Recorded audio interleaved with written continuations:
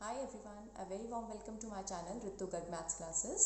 Today in this video we are going to continue with our topic of solution of homogeneous linear differential equations. We are going to take up case 3. First two cases we have already done in the previous video. Link will be shared in the description box. If you have not seen that video, please go and check it out from there so that the concept is very much clear. Now let's continue with the next case. Let's see what is case 3. When auxiliary equation has imaginary and distinct roots. आपके पास जो पहले दो cases थे उसमें था real roots. अब चाहे real and equal roots हो चाहे रियल एंड डिस्टिंक्ट रूट्स हो, so those were the two cases. अब आपके पास आ गए इमेजिनरी रूट्स, मतलब कि they roots are not real, they are imaginary, they are complex.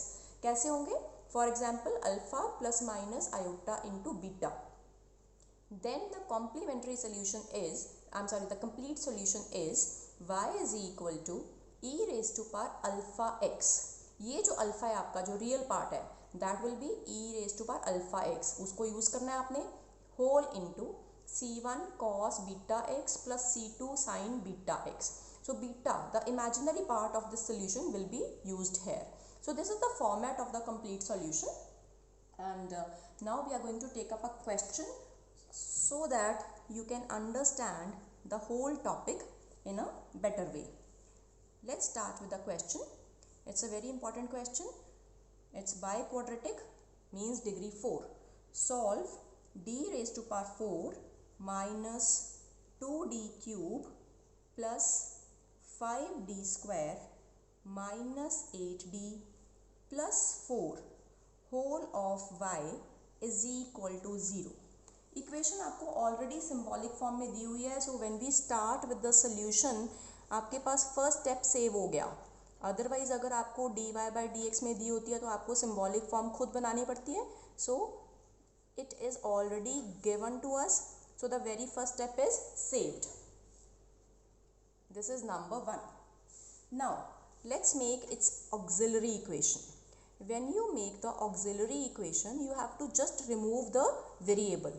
So it becomes d4 minus 2 times d cube plus 5 times d square minus 8d plus 4 is equal to 0.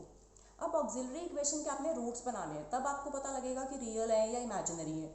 Real या imaginary roots वो कैसे आएंगे? Factorisation से. Let's see how to factorise it. d4 minus 2d cube as such, ये आपकी middle term है 5d square. This I am going to split. Middle term को आपने स्प्लिट करना है in the factors of the constant. Constant here is 4, so it can be written as d square plus 4d square. देखो d square plus 4d square when added gives you 5d square. So आपने सिर्फ middle term को इस according split किया, so that when you take the next step, आपके पास next step में first 3 terms में से d स्क्वायर कॉमन आ रहा है एंड नेक्स्ट 3 टर्म्स में से 4 कॉमन आ रहा है. So this way one of the factors is again repeating. ये पूरी 2 टर्म्स बन गई, उसमें से एक फैक्टर रिपीट कर गया. So it means you can take that factor common and the internal factor will be D square plus 4 equal to 0. There are many techniques which you have already learned for factorization till this class, so you can use your own techniques also. This is one of the techniques of factorization. This implies, now product of two factors is 0, so either has to be 0. इन दोनों का जो multiplication है, product है वो 0 है, so इनमें से कोई ना कोई तो 0 होगा. So d square minus 2d plus 1 equal to 0 और d square plus 4 is equal to 0. d square minus 2d plus 1, this is a complete square. अगर आप ध्यान से देखो तो ये कंप्लीट स्क्वायर बन रहा है d minus 1 whole square. When you expand it you get the same term and on this side we get d square is equal to minus 4. Solving on this side I am getting the values of d as a repeated root, real root, repeated root.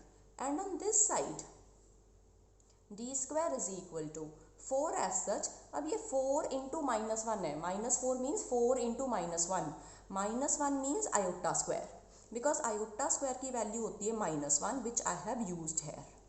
सो अगर इसको आप square root लोगे, taking square roots on both sides, we get d is equal to plus minus 2 iota. अब plus minus 2 iota it is not in the standard complex form क्योंकि इसमें real part visible नहीं है. So it is 0 plus minus 2 iota, because आपको plus minus 2 iota में alpha नहीं मिलेगा. We want alpha also, so it will be 0 plus minus 2 iota. If you compare this solution with the topic, we get alpha is equal to 0 and beta is equal to 2. So on this side, this is a real part. So this question is very important as I told you because it is an amalgamation of real and imaginary roots. आपके पास real roots भी आ रहे हैं, imaginary roots भी आ रहे हैं. Therefore, the complete solution is, first of all, I am going to use the real roots. आपके पास suppose real roots जो repeated roots होते हैं, अगर वो केस चल रहा है तो अगर m1 की वैल्यू आपकी रियल रूट्स है तो आपका फॉर्मेट होता है e raise to power m1 into x. अब m1 की जगह आपके पास 1 चल रहा है तो e raise to power 1 into x मतलब x whole into c1 plus x into c2. This is the complete solution for the real roots.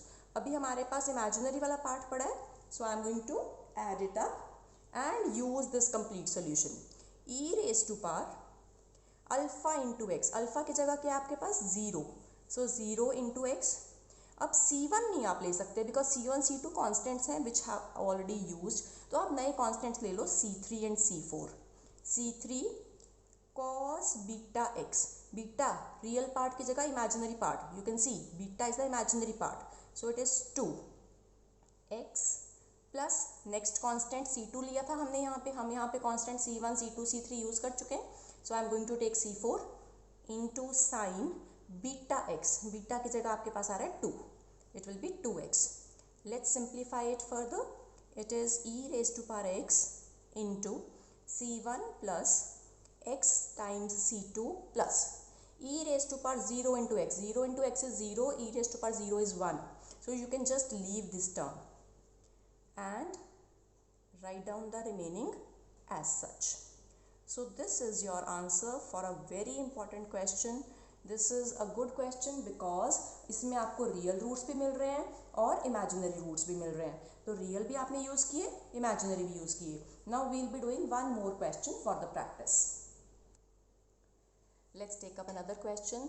It is not given in the symbolic form. आपको एक simple आपको homogeneous linear differential equation given है.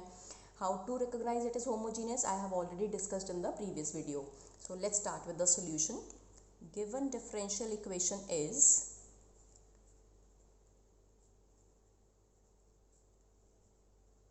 d4y upon dx4 plus 13 d square y upon dx square plus 36y is equal to 0. When you write down this equation in the symbolic form, this is d raised to power 4 plus 13 d square plus 36 whole of y is equal to 0 because the variable is y. Now we are going to make its auxiliary equation. You have to just remove the variable. It is d raised to power 4 plus 13 d square plus 36 is equal to 0. It is again a biquadratic equation, but such a biquadratic जिसमें आपके पास middle term बड़ी clearly split हो रही है. 13, you need two numbers whose sum is 13 and product is 36 into 1 36. दो numbers ऐसे सोचने हैं जिनका sum 13 हो, product 36 हो. 9 and 4 are the very easy numbers because when you add 9 and 4 it is 13. And when you multiply them 9 4s are 36. So simply आपको factorization पे ही depend करना है. That is very important. From the first two terms I have taken d square common. From the last two terms I have taken 4 common.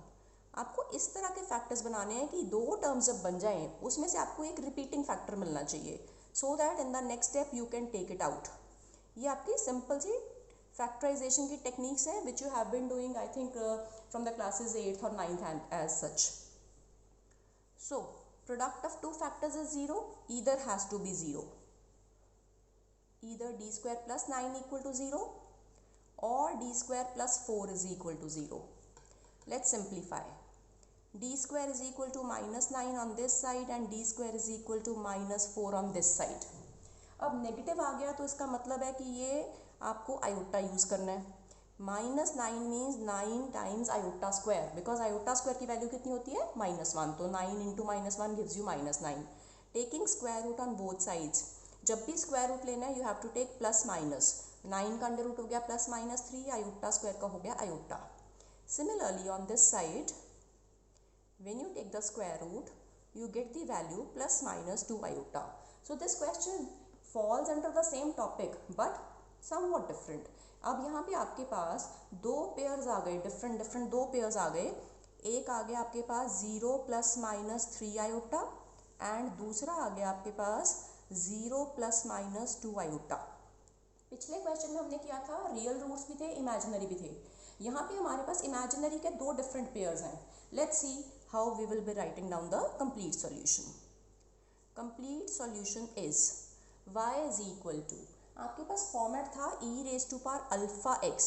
If I am taking this, तो alpha हो गया 0x into c1 cos beta x, beta था imaginary part that is 3x, plus c2 sin beta x, it is the 3x. This is for corresponding to this added. अब ये वाला part use करना है आपको. तो e raise to power alpha x, alpha is the real part 0 into x. फिर अब आप c1 c2 कॉन्स्टेंट यूज कर चुकी हो, तो नेक्स्ट कॉन्स्टेंट्स आ जाएंगे c3 and c4. c3 cos beta x, अब बीटा की वैल्यू 2 है जितना आपका इमेजिनरी पार्ट है, plus c4 sin 2x. Let's write down in the final step. e raised to power 0x, e raised to power 0 is 1, so that is finished. c1 cos 3x plus c2 sin 3x plus c3 cos 2x plus c4 sin 2x. So this is the final answer for this question. I hope the concept is clear. Do share this video with your friends and don't forget to subscribe and press the bell icon also to never miss an update from Ritu Garg Maths classes. Thanks for watching.